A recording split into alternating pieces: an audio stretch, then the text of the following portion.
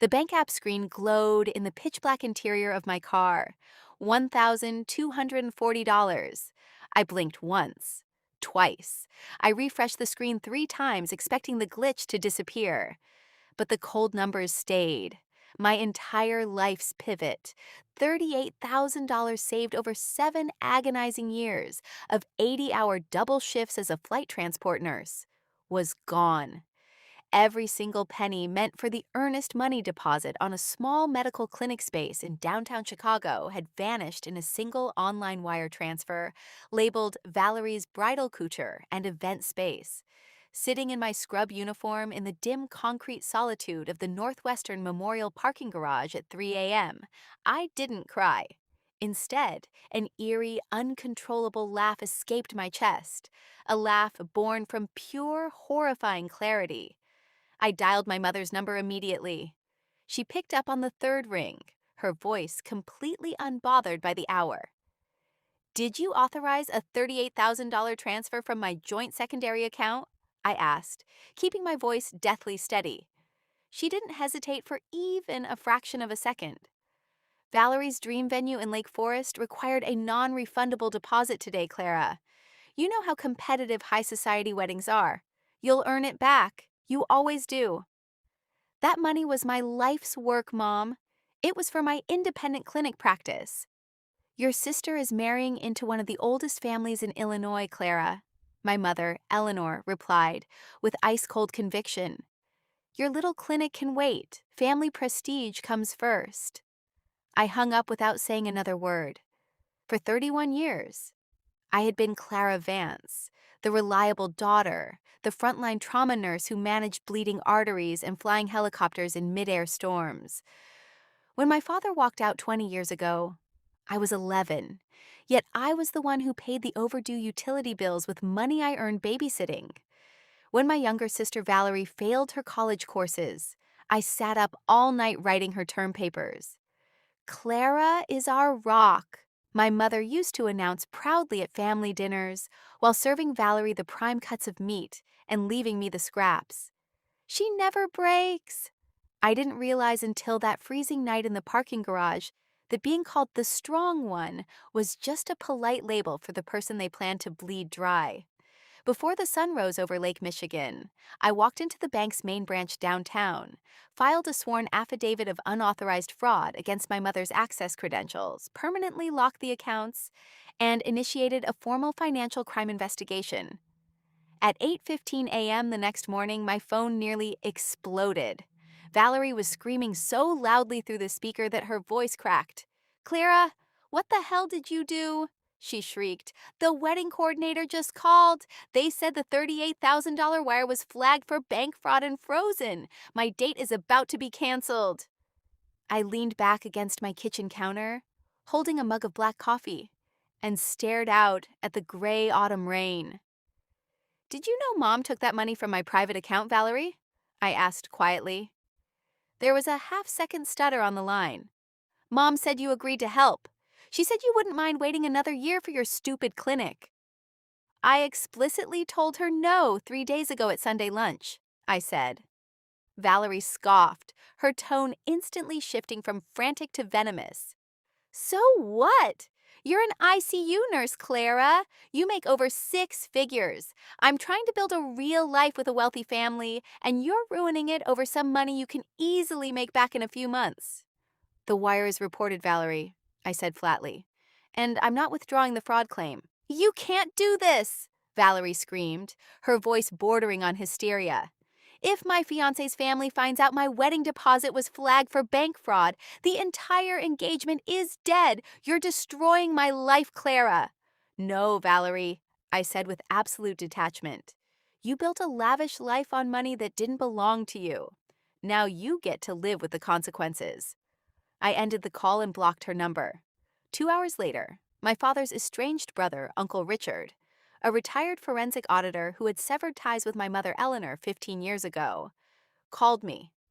"Clara, I heard through the family grapevine what Eleanor did with your clinic savings," Uncle Richard said, his tone heavy with concern. "Listen to me carefully. Eleanor has a history of doing this. Before your grandfather passed away 6 years ago, he's suspecting she was mishandling his medical fund. My stomach dropped. What are you talking about, Uncle Richard? Your grandfather, Arthur Vance, set up a restricted testamentary trust of $150,000 intended to be split equally between you and Valerie when you turn 30, he revealed. Eleanor was named the temporary custodian. When you turned 30 last year, did you ever receive your $75,000 share? No, I whispered, my blood turning to ice water. Mom told me grandfather spent all his savings on his end-of-life hospice care. She lied to you, Clara, Uncle Richard said flatly. I have copies of the original trust documents. Meet me at my attorney's office downtown this afternoon. By 3 p.m., I was sitting in a high-rise law office in downtown Chicago. Uncle Richard handed me a thick leather binder containing certified bank ledgers, trust charters, and signature cards. The documents proved it beyond a shadow of a doubt. Eleanor had systematically drained my grandfather's $150,000 trust fund over 5 years, using my $75,000 share to pay for Valerie's elite private finishing school, European vacations, and country club memberships. My mother hadn't just stolen $38,000 from my savings account. She had been quietly robbing my entire inheritance for over half a decade, while telling me I was the strong, self-reliant daughter who didn't need handouts. Armed with the trust audit and the open bank fraud investigation, I requested an emergency family meeting at my mother's house that Sunday. When I walked into Eleanor's pristine living room, the atmosphere was suffocating. My mother sat on the velvet sofa, her posture regal and unyielding. Valerie sat beside her, eyes swollen from crying, while my mother's brother, Uncle Harrison, stood by the fireplace looking down at me like a judge preparing to pass sentence. You've brought shame upon this family, Clara, Uncle Harrison barked instantly. Reporting your own mother to the bank's fraud division over a temporary financial family arrangement? It's utterly despicable. My mother leaned forward, her voice dripping with calculated disappointment. Withdraw the bank fraud claim today, Clara. Tell them it was a clerical error between family members. Otherwise, you are no longer welcome in this house. I didn't flinch. I pulled out a thick manila folder from my bag and dropped it onto the glass coffee table with a loud thud. That won't be necessary, Mom, I said smoothly. Because this isn't just about the $38,000 wedding deposit anymore. Let's talk about Grandfather Arthur's $150,000 trust fund. My mother's regal composure shattered in an instant. Her face went ashen white. What is that? My mother whispered, her voice faltering for the first time in her life. It's a certified forensic audit of Grandfather Arthur's estate, I said, my voice echoing clearly in the quiet living room. The $75,000 inheritance meant for my 35th birthday didn't vanish into hospice care. You siphoned it out into shell accounts to fund Valerie's lifestyle while I worked back-to-back night shifts in the ICU. Uncle Harrison frowned, picking up the folder. As he flipped through the bank ledgers, signature cards, and legal trust documents, his stern expression completely collapsed into utter shock. He looked at my mother, then at Valerie. Eleanor, is this real? Uncle Harrison asked, his voice shaking. Did you steal Arthur's trust money? My mother couldn't answer. She stared at the carpet, her hands trembling in her lap. Valerie looked between us, panicked. Mom, what is he talking about? You said grandfather left that money for my education. It was meant for both of us, Valerie, I said, stepping closer to the table. Mom took what belonged to me and handed it to you because she convinced you that you were entitled to everything I earned. I turned back to my mother. The bank fraud investigation for the $38,000 is moving forward. Furthermore, my attorney has filed a formal claim with the probate court regarding the $75,000 trust embezzlement. You have 30 days to liquidate your personal assets and repay the trust, or the state prosecutor will handle it criminally. Clara, please, my mother cried out, jumping up from the sofa, tears finally spilling down her face. I am your mother. I did what I had to do to protect our family's standing. No, Mom, I replied softly, looking her straight in the eye. You protected your favorite daughter at the expense of your oldest child.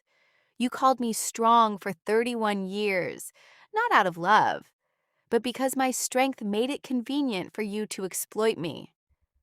I turned around and walked out of the house. Behind me, Valerie began sobbing. Uncle Harrison was arguing loudly with my mother, and the fragile illusion of their perfect family burned to the ground. Over the next 6 months, the fallout settled with unyielding precision. Faced with federal grand jury indictments for trust embezzlement and bank wire fraud, my mother was forced to put her Lake Forest house on the market to liquidate the assets. She fully repaid the $75,000 trust inheritance plus accrued interest, along with restoring the $38,000 wedding wire. Valerie's wealthy fiancé called off the engagement after learning his family-in-law was embroiled in a high-profile financial fraud scandal. Left without the multi-million-dollar safety net, Valerie was forced to take a real job as an entry-level coordinator at a marketing firm and move into a small one-bedroom apartment downtown. She didn't collapse. She finally grew up. With my $38,000 clinic savings restored and my $75,000 inheritance rightfully delivered, I secured the lease on the medical property in downtown Chicago. 8 months later, Vance Emergency and Primary Care Clinic opened its doors. On opening day, sitting in my bright sunlight-filled corner office surrounded by medical certificates and my dedicated nursing team, my phone buzzed with a text from Valerie. Mom is living in a small condo now. She still blames you for everything, but I don't anymore. I'm sorry for what we took from you, Clara. Congratulations on the clinic. I didn't reply immediately, but I saved the message. I wasn't ready to invite them back into my life, but I felt a quiet, profound sense of freedom. I used to believe that being a good daughter meant sacrificing my own dreams, my own sweat, and my own future to keep everyone else happy. I was wrong. Love that requires you to destroy your own life to keep someone else comfortable isn't love. It's parasitism. And sometimes the most healing medicine you can prescribe to a toxic family is an absolute, non-negotiable no.